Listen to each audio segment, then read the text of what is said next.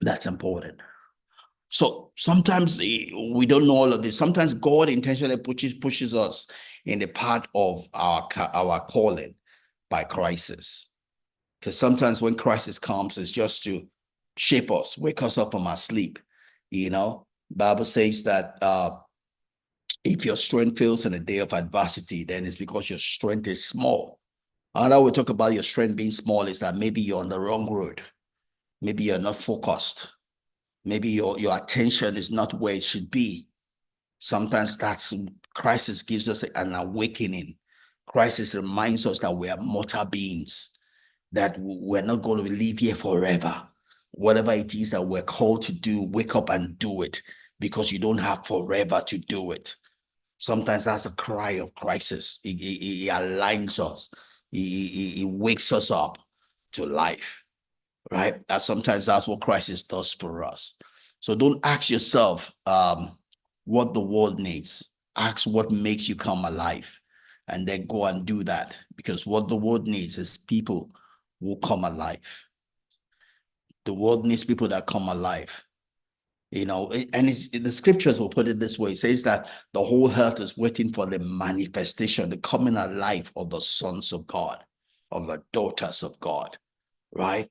The whole world is looking for the coming alive of the sons of God, the daughters of God, people who understand the reason why they're here, people who understand their dominion calling, people who understand, that they're here to dress the garden. They are here to add their contribution to civilization. The people who know that they're here for a purpose. They're here for a calling, right? That's what the whole of creation is looking for. People are looking for people that know why they're here, and they're confidently going in line with that. They are making a difference. They are making waves, right? So it's up to each of us to make sure that we do that, and such people, we probably call them angels. Angels are sent to this world with a distinct purpose or mission that only they can fulfill. And each of us is an angel in that wise. Each of us is here with a definite purpose. Each of us is there with here with a definite calling. And I'm not saying you don't have to be a pastor, you don't have to be a minister, but there's something about you that you are here that you can make a difference in civilization with. Steve Jobs, we know, right? He's revolutionized our phone, our computing world. But it was a man just of like passion, just as we are. Not all of us have to be that loud, but there's something you can do. There's a difference you can make in your specific environment, your little situation. Just be you and do your part, contribute your own part, right? We know of Elon Musk, space and all of that. But those are them in their own quarter. The body has big parts, has small parts, had big parts for show, have parts that are hidden. Just each one just needs to respect their own job and do it. You don't have to be like Elon Musk. You don't have to be like Steve Jobs. Just be you, that secret person that nobody ever sees, but is making waves in the secret place. Whatever it is that your own shaping works out to be, whatever it is that your heart is bending towards, leaning towards, do it. Make a difference. Be a blessing to somebody. Be a blessing to yourself. Be a blessing to your family. Be a blessing to your spouse. Be a blessing to your children. Be a blessing to your colleagues in the office. Be a blessing in the marketplace. Be a blessing wherever you find yourself. Use that which God has given to you. Because there are things that only you can do. Do those things. You're an angel sent to this life to fulfill purpose, right? Angels, each one fueled by unique purpose, appear in moments of great vulnerability to give us moral strength, clarity, and hope. They help us believe again. When you see an angel, when you see someone that understands why they're here, that know themselves, know their strength, know their weakness, operate, you see an angel. They're a blessing to their world. They're a blessing to their environment. And they show forth God. in his creation, right? That's coming alive of the sons of God, coming alive of the daughters of God, right? And that's what makes God happy, because that's his reason for creation, is to see little hymns in this life. Scriptures will say that the mind of God, the desire of God is that his glory will fill the earth, even as the waters covers the sea. That's what God wants. What God wants is people that are alive, that are showing forth him in little models in this life, right? So angels are waking us to our responsibility to one another, right? We have a responsibility. And when we come alive, we know that we have a responsibility to one another, right? We're here to be a blessing to one another. Not just you blessing people. There are things also that you need from other people, because being humans that we have strengths, we have weaknesses. We have strengths, we have weaknesses. There are things that you can do that others around you cannot do.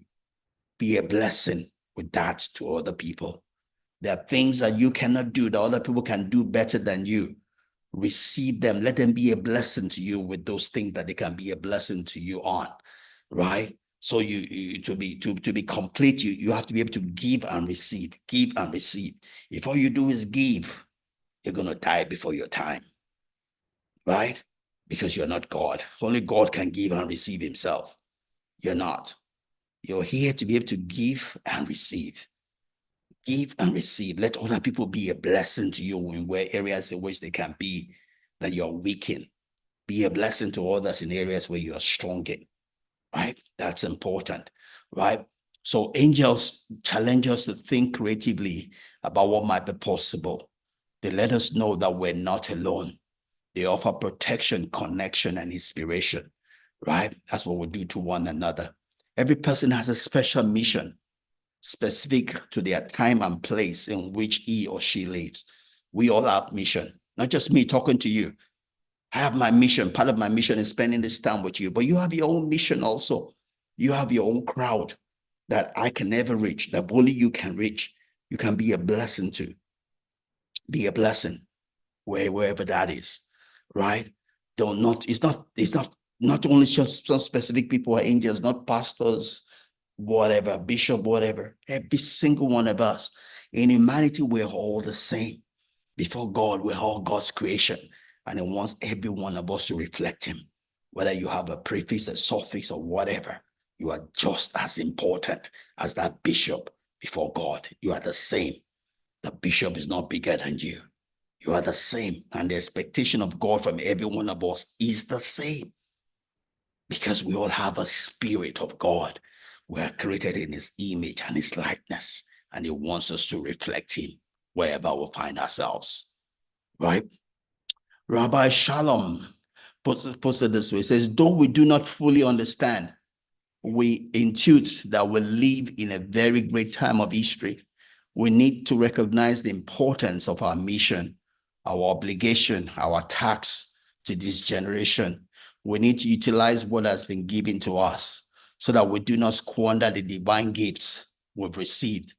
God forbid that we squander the divine gifts we receive, right? This generation calls for great things. This is not a time to accumulate worldly possessions.